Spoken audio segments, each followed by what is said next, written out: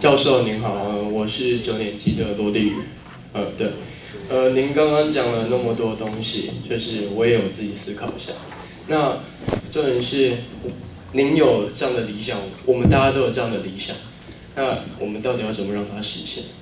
重点是我们今天我们都只是坐在这里去讨论，我们应该怎样，我们应该有容乃大，但是我们要怎么让它去实现？好，谢谢。我觉得我常常演讲的时候，很多人都提到我张老师有这么多的想法去这么大的实践。我坦率来讲，我的看法是这个样子，下面提出的参考。佛教来讲就是说，因缘具足啊，它才能够成事，对不对？因为一件事情要它成功是不容易的。就好比说台湾今天会堕落到这个地步，其实也是好多人所共同奉献的结果，才会今天纷纷堕落。那我想，我作为一个学者，我今天能够做的就是不断的先传播我的理念，我也在等待一些因缘的条件。就像各位同学，你今天你还是那么小，你今天没有能力去治理这个国家，但第一个，你可以在跟你的朋友交谈过程中的时候，你可以表现这种看法。你可以跟你爸爸妈妈回家在吃饭晚餐聊天的时候，你可以跟你说，哎，今天张老师谈到一个东西，我觉得蛮有趣的，你跟你爸爸沟通一下。我们尝试着让我们身边的人慢慢来影响他。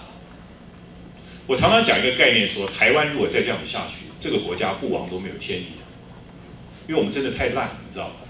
你想想看，今天韩国，今天人家爬到我们这么多前面，我们台湾在哪里？我们到现在还在斗。你看我们的新闻你就知道，这个国家还有什么国际关系，有什么国际视野都没有。所以我希望大家同学慢慢就说，也许对你们年轻人来讲，当我还有我的做法持续在做，我在不断的写书，不断开研讨会，我不断跟政治人物游说，只是我今天没有选择一个从政的道路而已。但是我觉得这个社会是各个角度去关怀的，只是我今天从来没有放弃这个希望。正如我今天来跟各位演讲，我希望能够传达给也许今天就是100-200个年轻小朋友，你们突然可以听到一个平常不一样的一些声音。那你们将在部落格的时候，你们可以想想看。哎，的确，你可以跟那些很极端的同学的时候，你可以告诉他们说，其实我们应该多开放，我们不应该这样自己把自己关在这个岛里面。我觉得尽各位的能力去做你们能够做的事情。至于能不能够成事，其实大家不要太期望太高。我所谓不要期望太高，并不是说这件事不成，因为一件事情的成功它是不容易的，它是要好的领导、好的技术官僚、好的人、好的人，你选举之后大家投下神圣的一票。不要被那种情绪的影响，好好看看别人的政见，大家了解吗？就做你能够做的事情，我想就到如此而已。任何事情可能都是积沙成塔，任何事情可能都是水到渠成。所以大家只要今天的演讲能够大家提出几个问题，大家回去可能把这影片再从头再看一遍，然后把一些关键字不了解的，比如什么叫做联系协议，什么叫做你懂我意思吧？他们的竟然把网络上慢慢去找。你从这个乌克兰这个过程中，你慢慢拼成一个图出来，然后你再学会说，我今天讲的这些国家，你可以把我的书图书馆借来稍微看一下，从一个字一个字找，慢慢帮你自己先形成一个非常完整的一个思想体系。因为各位同学哈，我真的跟大家讲说，我觉得你们人生成长过程中，其实就是一个培养自己的世界观，培养世界观其实是培养自己的人生观，对不对？培养人生观其实是培养自己的价值观。那我相信每个年龄的价值观它都是不一样，每个年龄的人生观都是不一样。像我们这个年龄可能认为身体比什么都重要，对不对？可你们这个年龄觉得说大学比什么都重要，是不是？好，那你也听听我们的意见，包括我今天看台湾，我也是经过一些思考，我所提出来的问题，你们觉得对不对？如果你觉得对，或你就再去思考，那这时候你一定会提到可能不同的意见，你反复的再去琢磨他们的意见在哪边。我觉得你现在是一个成长的过程中，你们还是一个学习的过程中，你们还很小，所以说你们今天听到我，也不要把我当成是金科玉律，你们当做我是一种曾经有一种声音。你可以听听民进党的讲法，听听共产党的讲法，听听国民党的讲法，你可以私下再来比较一下，好不好？我觉得成功的现在讲成功太遥远，因为它是需要大家众志成城才能够成功的，不容易的。就像乌克兰这个国家，它也有很多恶之像我们这种。可是为什么这个国家没办法形成一股主流？因为这个国家几百年来都被压抑惯了，几百年来都被压抑惯了。这个国家一直没有学会到自己当个主人，怎么去处理一些身边的问题。就像台湾来讲，可能我们自己也都习惯于被别人保护，很多习惯于去依靠哪一个人，而从来没想到我们习惯于自己要做一些选择。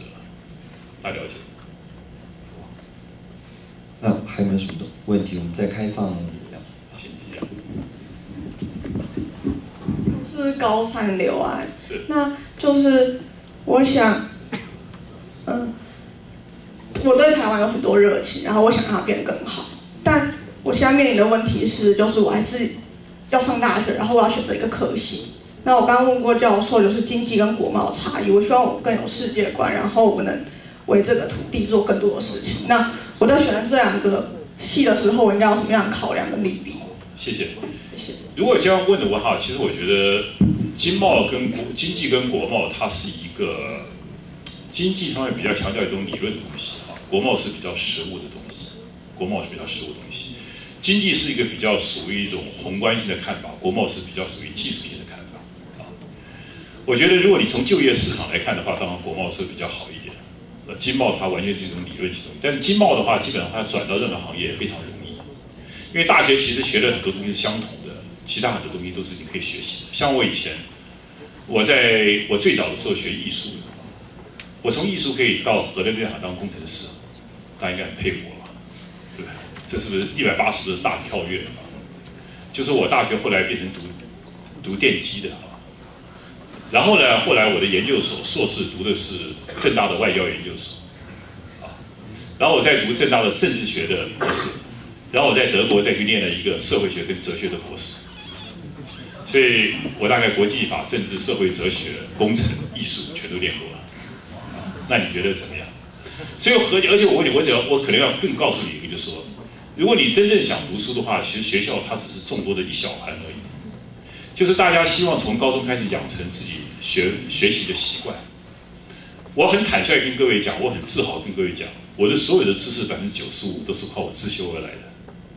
剩下这个我以前工程数学、热力学、动力什么流体力学都是我自己可以自己看得懂，自己去看。就像今天所有白纸黑字，今天乌克兰这些影片都是用中文在讲。如果你真正想把这乌克兰了解的话，你可以写一篇小的报告、论文给你们老师。那这篇文章、这个纪录片，你可以回家重新再看。你把里面所有不了解的关键字，你只要打个 Word， 现在那种 Google， 你马上可以找到它的意思。不像我以前，我们要找一个资料，可能要跑到政大图书馆去找。你现在网络都可以找。所以各位同学，你们现在已经具备了所有自修最好的条件，外在条件。剩下来就是你的语文能力能不能够阅读。以中文是完全没有问题，对不对？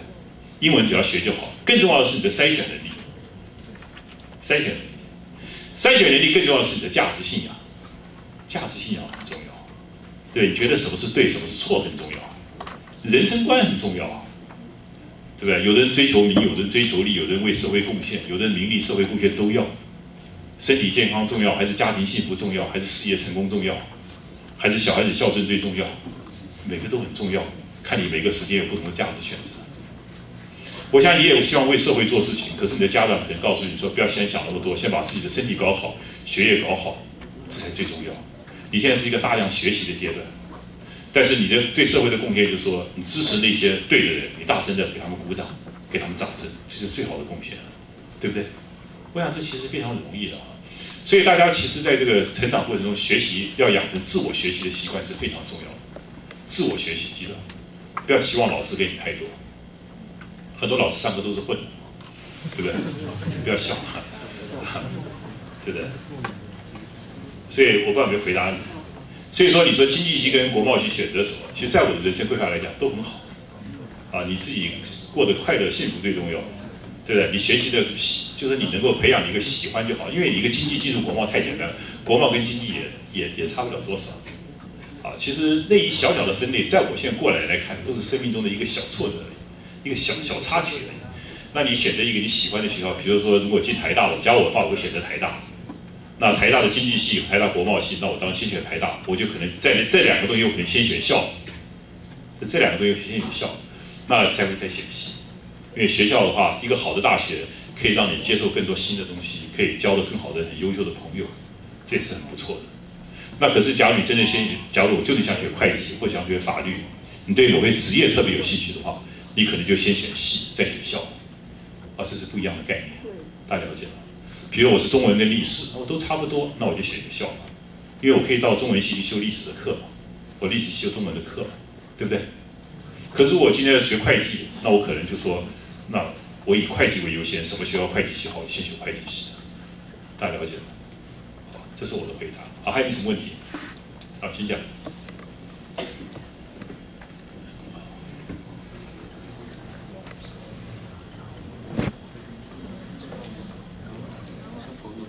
教授你好，我是高3柯佑文。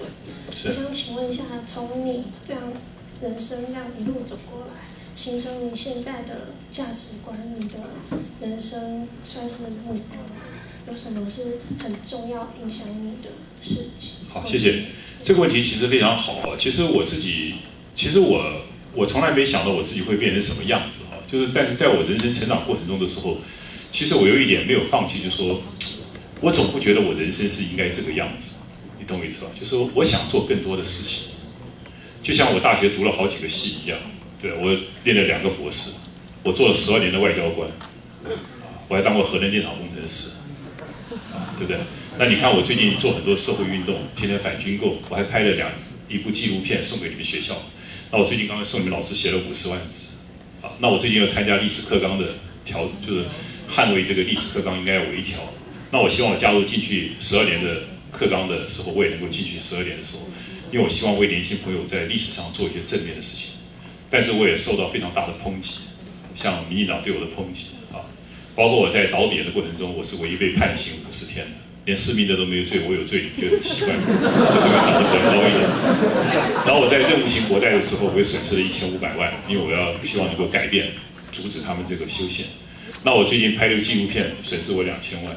我最近成立3家出版社，为了年轻朋友出版高中历史课本，对吧？可是我已经成立了快2年了，我已经花了快2000万，可我1本书还没有卖掉因为9月才开始，人家考虑要不要用这本书，因为去年教育部给我时间太短。可是到现在为止，我还是没有放弃掉我为社会能够做点事情的一些东西。张老师是比较特殊的那我现在已经写了20几本书。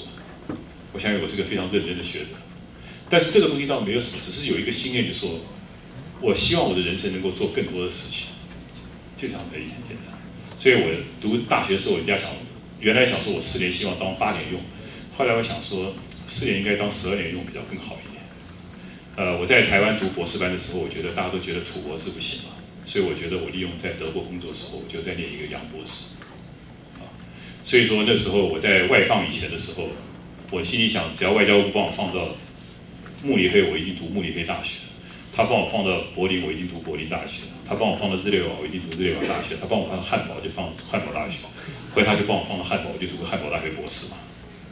但讲起来很简单，念2个博士，我这2个博士全部都是在我上班工作中念出来的，全部都是全攻全读，很不错吧？对，所以我觉得大家互相勉励了。我觉得人生只要你有梦就是不要太早放弃自己，不要太早放弃自己，记得我们生命其实是短短的几十年，让生命获得精彩是很重要的。但是这个精彩的过程中，如果能够对更多人提出一些更好的贡献的话，其实也是很有意义的，而不只是想自己。这是我的跟大家的讲法，好不好？好，谢谢大家。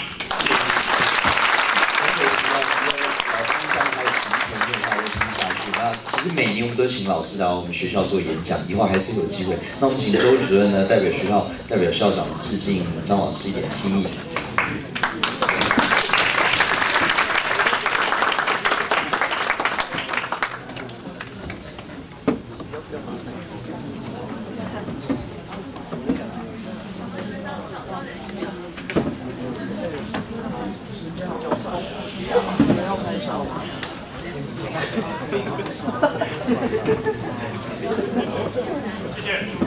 好，同学鼓掌，谢谢张老师。